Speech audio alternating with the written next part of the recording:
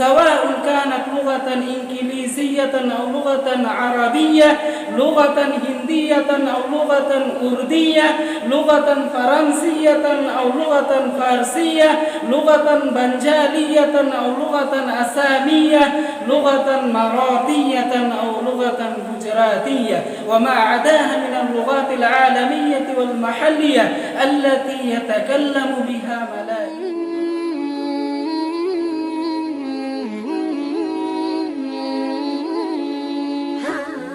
أتشرف بحمد الله الذي منح الإنسان قوة النطق والتكلم، والصلاة والسلام على محمد النبي الأمي صلى الله عليه وسلم وعلى آله الذين مارسوا امتثال أوامر الله وتحقيق توجيهات الدين. أما بعد، فأعوذ بالله من الشيطان الرجيم. بسم الله الرحمن الرحيم. الرحمن علم القرآن خلق الإنسان علمه البيان. وقال سيد المرسلين وقائد الإنسانية بأسرها نبينا الكريم محمد صلى الله عليه وسلم: إن من البيان لسحرا وإن من الشعر لحكمة، أو كما قال عليه الصلاة والسلام. رئيس الحفلة المبجل وزملاء الأوفياء، لي حنين كبير وشوق بالغ إلى أن أخطب بين أيديكم خطبة عربية وجيزة حول الموضوع اللغة العربية، فالتمس منكم جميعا أن تصغوا آذانكم إلي وتستمعوا إلى خطبتي في صمت ووقار. أيها المسلمون، أنتم على حظ كبير من العلم بأن الله تعالى خلق البشر في هذه الدنيا وأكرمه لتبادل الآراء والأفكار بلغات كثيرة عديدة النوع ومختلفة اللهجة ومتعددة الألوان ومختلفة الأساليب، وهذا الاختلاف فيما بين اللغات وأساليبها من نعم الله تعالى التي أفاضها على عباده، كما قال الله تعالى في كتابه العزيز: ومن آياته خلق السماوات والأرض واختلاف ألسنتكم وألوانكم إن في ذلك لآيات للعالمين. أيها الإخوة في الدين الإسلامي، إن أعضاء البشرية يحبون أن ينقلوا كل ما يجول في قلوبهم إلى من كان من أبناء جنسهم، ولذلك فإنهم يلجؤون إلى ممارسة اللغات المختلفة واستعمال اللهجات العديدة في مجالسهم ونواديهم، في بيوتهم وخارجها، في حفلاتهم وتظاهراتهم، في أحزابهم ومنظماتهم، في هيئاتهم ومؤسساتهم. إذا أراد أحد منا أن يفهم المعاني الكلمات بدون مساعدة من أي لغة فإنه لن يستطيع أبدا، اللهم إلا بإشارة اليد، وهي أيضا نوع من اللغة. وإذا قصد أحد أن يجند طاقاته لفهم المعاني والحكم في غنى عن اللغات لن يمكنه عوض على حين أنه يقصد التزويد بدرر المعاني وغرر الحكم وعلاك الكلمات وتقريبها إلى أصدقائه وأحبائه وآبائه وأبنائه وأجداده وأخواته وعمامه وإلى غيرهم، فلا بد له أن يستند إلى لغة.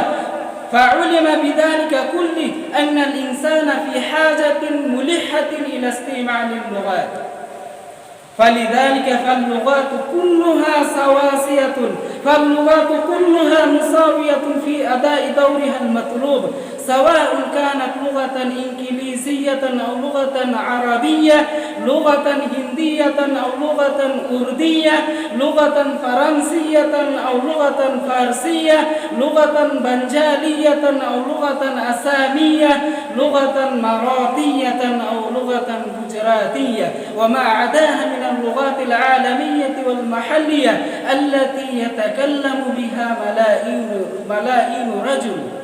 كل لغة من هذه اللغات من آلاء الرحمن الذي قال في القرآن: الرحمن علم القرآن خلق الإنسان علمه البيان، ثم ذكر في كتابه: فبأي آلاء ربكما تكذبان. ولكن اللغة التي نطق بها النبي الكريم ونطق بها أصحابه ونطق بها الرجال السالكون على درب الصلاح والصدق والتقوى والورع، والتي نزل فيها القرآن، والتي هي لغة تفوق جميع لغات العالم، وهي لغة سيد الأنام، ولغة كتاب الله القرآن، ولغة أهل الجنان، ولغة كريمة حافلة بتاريخ المجد الأمة الإسلامية بشكل صحيح واضح. هذه هي اللغة السعيدة التي تشرفت بأن الله جل ثناؤه نزل كتابه الدائم القرآن الكريم فيها. أصدقائي المخلصين، ألا تعلمون أن الله تعالى في كتابه الخالد: إنا نحن نزلنا الذكر وإنا له لحافظون، ما يدل على أن الله تعالى ضمن بدوره صيانة القرآن. لن يتمكن أحد من البشر من أن يبدل القرآن وأحكامه، ولن يمكن لأحد من أبناء الإنسان أن يصمد أمام الله ويقوم بتغيير ولو يسير في آيات القرآن. وبذلك فكانت اللغة العربية أيضا مصونة من أن تقضي عليها الأيام، لأن القرآن نزل في هذه اللغة، والأحكام الإلهية والأمور الدينية الأخيرة احتضنتها اللغة العربية. فيا أيها المستمعون الكرام، هذه من الحقائق الناسعة أن المرء عندما يموت ثم يحييه الله يوم القيامة مرة ثانية فيتسارع إلى التكلم، فلا يتكلم إلا باللغة التي نطق بها النبي الكريم، ولا ينطق إلا باللسان الذي نطق به النبي الكريم. هل تدرون ما هي اللغة التي نطق بها النبي الكريم ونطق بها صحابته الأبرار؟ فاعلموا أن تلك اللغة الكريمة المباركة هي اللغة التي تسمى باللغة العربية.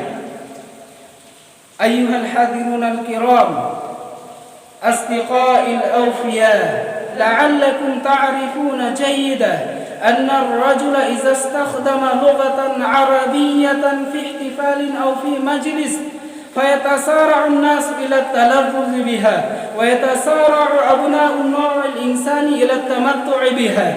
فيا أيها الإخوة، تكلموا أنتم الآخرون بهذه اللغة، وتحدثوا إلى الناس بهذه اللغة، وتنصحبوا في بوتقة من نطق بالضاد من النبي الكريم وصحابته الأخيار رضوان الله عليهم أجمعين. وبذا أختتم كلامي. السلام عليكم ورحمة الله وبركاته.